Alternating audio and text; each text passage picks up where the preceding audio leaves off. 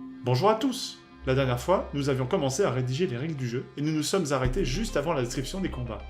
C'est ce que nous allons reprendre dans cette vidéo pour arriver à un document de règles terminé.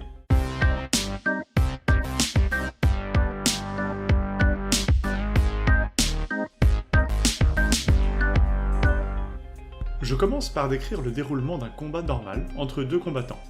C'est la base, car les règles des autres formes de combat se basent sur celui-ci.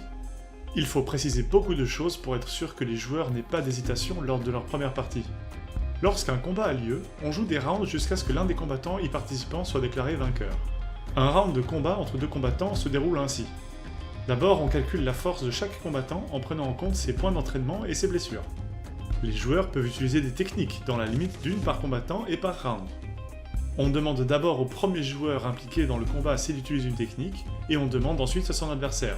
On continue jusqu'à ce que les deux joueurs disent non. Un joueur ayant dit non peut changer d'avis si la question lui est posée à nouveau. Un joueur ayant décidé d'utiliser une technique durant ce round est obligé de dire non.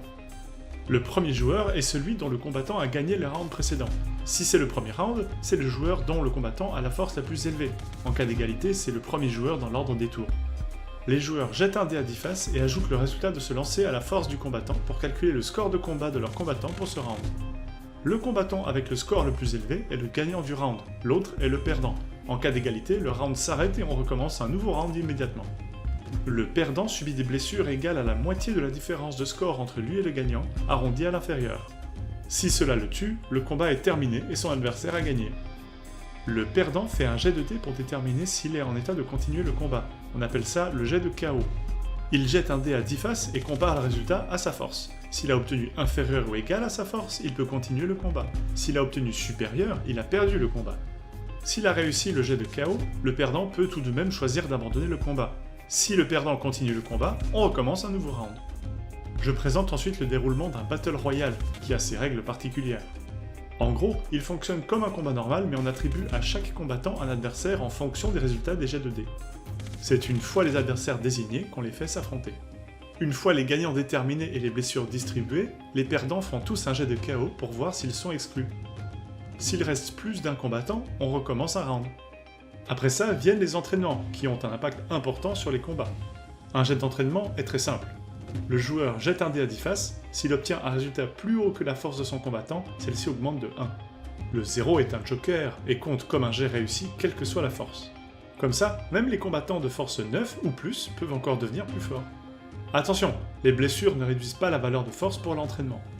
Cette règle semble logique, mais elle est surtout là pour éviter que les joueurs ne fassent exprès de blesser leurs combattants pour ensuite les faire s'entraîner quelquefois de manière très efficace.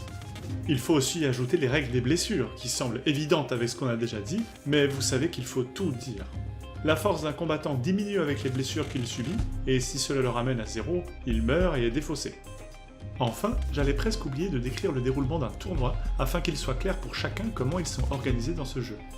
Il aurait été facile de laisser à chaque groupe imaginer comment s'organise un tournoi, mais certains n'auraient pas été d'accord.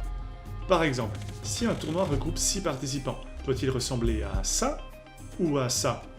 Lequel de ces arbres vous semble plus juste? Le premier est plus facile à organiser, mais le deuxième règle le souci des combattants absents dès le début, c'est pour ça que je pense qu'il est préférable. C'est donc celui que je décris dans ce paragraphe de règles. Pour conclure le document de règles, j'ai ajouté un exemple de tour complet pour que les joueurs puissent se faire une idée de comment se joue le jeu. Il comprend toutes les phases de jeu, les joueurs font presque toutes les actions possibles pendant leur tour, et il y a un combat complet à la fin.